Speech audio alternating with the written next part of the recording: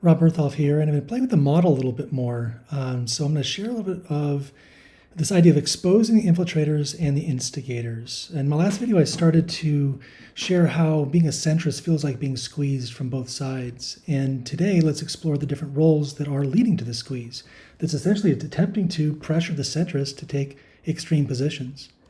Expanding on our previous model, but opposing essentially two new types, giving us this new illustration, which I'll share how we got to here shortly. But first, for those of you that don't know my channel, I want to reinforce that this is not present truth. This is not what you should be focusing your time on if you have not already, focused on what's important, right? This is what you get when you combine a theologian who studied literally, I think, everything I can study, and now I'm into more obscure topics that, but again, if you have not already focused on present truth, I highly recommend you do that. So promise yourself you're not going to watch these types of videos unless you've already really focused on what truly matters, and then let the Holy Spirit to guide you on how to self-regulate. I'm not going to do that for you. If you are not aware of the Sabbath yet, I highly recommend these two videos on the Sabbath, as well as the Sabbath versus Sunday debate. If you are already an Adventist but unclear in present truth, start here, Think You Know Present Truth and the Great Court Case.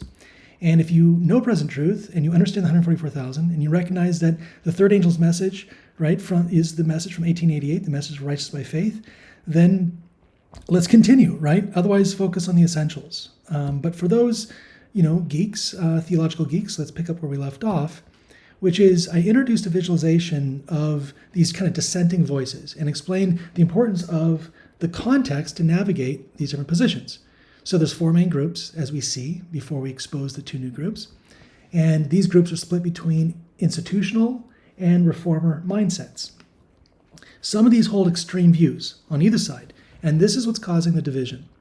So if the protectors would reach the loyalists and the principal reformers would reach the rebels, then we can kind of grow our centrist base, and our allegiance would then be fully with God first.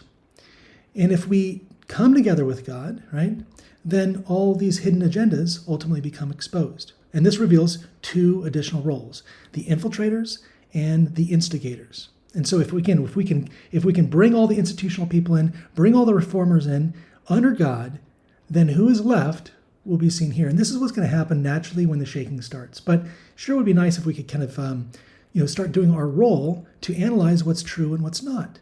Right? History shows us, this is no conspiracy, that we have been infiltrated by Jesuits in the past and Pharisaical mindsets, as well as let's say it from both sides, right? So make no mistake, the devil is trying to destroy God's true church. But if we are obey the promises that we're given to submit ourselves before God, resist the devil, we know that he will flee from us through the power of the Holy Spirit, through the power of Christ. So for me, I just hate seeing people being manipulated, especially when they don't understand what they're being manipulated to do. And that's why, for me, I really feel like this idea of, having no fellowship with darkness and then exposing darkness. And that's what this really is. That's why I spent so much time on creating content around these things to show where people actually are and what agendas. Are they being manipulated? Are they being hypnotized, right? How is their cognitive biases being exploited in order to do Satan's work? And I've thought a lot about why loyalists and rebels even exist. And the two main reasons stick out. And those are truth and community. And so what I mean by that is the protectors are naturally more communal focused, right? Focusing on the unity of the body, right? Community. The reformers focus on the investigation and the preservation of truth. And so for them, it's not about the community as much as it is about what the community is founded on. Now, rebels often seek new light, and without grounding, they're going to push too far. Think like the Icarus, right? Flying too close to the sun. Think of it about Eve wanting to eat from the knowledge of true, the tree of knowledge of good and evil, right? And this will lead them into error. Right? Invest in, these instigators are planting seeds of doubt, planting seeds of false theories, conspiracies, right? That are ultimately, pushing the rebels out of truth into a superstate of error. And on the other side, the loyalists, prioritizing community over individual liberty, are vulnerable to division when being manipulated by the infiltrators. So the infiltrators are secretly pushing division under the guise of unity. And these truth seekers, when unchecked, right, or unguarded, fall into error. And so we see this concept that the superstate of truth is error, and the superstate of community is division. And if we were to kind of bring these back together, what's interesting is that they form the same axis we had earlier with the reformers, right, standing up for liberty of conscience, the the instigators, right, splitting these kind of rebels into half, right? The infiltrators are pushing church unity above all, right, confusing the loyalists who should be advocating for open dialogue and consensus. And this reveals an additional, kind of argument positions, right? In this case, the rebels are saying only God can judge me, right? If they could be pulled into truth, they would be fighting for liberty of conscience. On the other side, the community will advocate for open dialogue and consensus.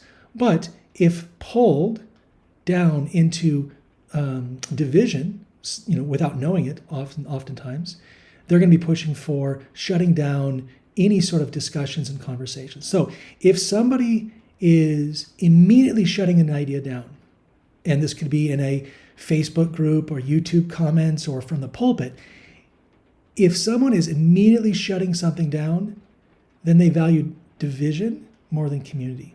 And so there's some very clear tells to see if somebody, where somebody's motivation is at and what they're being influenced by.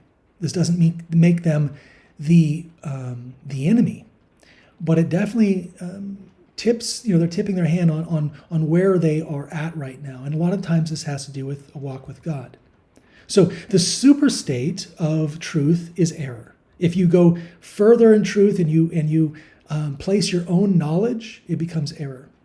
The state of community, its superstate, is going to be division. When you start focusing more on the community members than you do on the bigger mission, on what God has in mind. And so it's really important that we know what side we're on, where we're at, and who is influencing or maybe even manipulating you.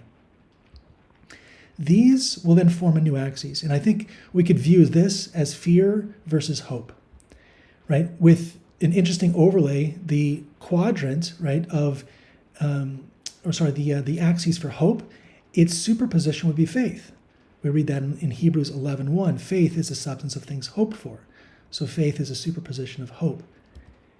On the other side, the motivation more of fear, right, it leads to a mindset of works, arbitrary control, right? This is righteous by works versus righteous by faith. Right? And in the top quadrant left, we see watchmen. This is motivated by fear, not necessarily for themselves, but fear that others will not accept the gift of salvation. And they need to know that information. But on the other side, we have light bearers, right, who are practicing truth, but through faith and looking at the sealing versus the mark of the beast, right? They're looking at the seal of God.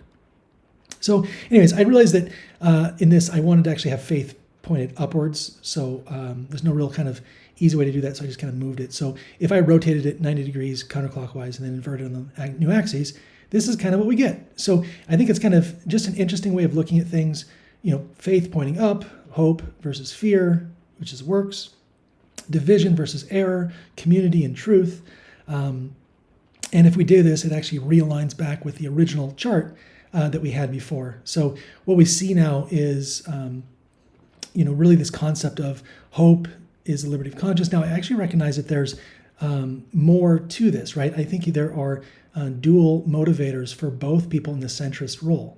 An example could be a protector is fearful that the community will disband, but they can also have hope, So it's not saying that it's just, I believe that fear is the primary driver for many of the protectors versus the principal reformers. Their primary driver is hope because they're hoping for something better than what is versus fearing that what is will go away. So I think that's a major distinction.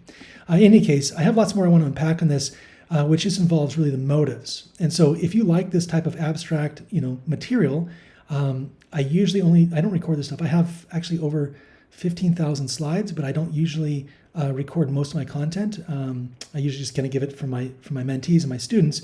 But I'm willing to share this stuff publicly in small bits like this if people are interested. So if so, go ahead and just send a comment that you want more of this stuff. Otherwise, I'll kind of continue with what I usually do, which is more polished content versus just stuff as I'm thinking about it and as I'm designing it.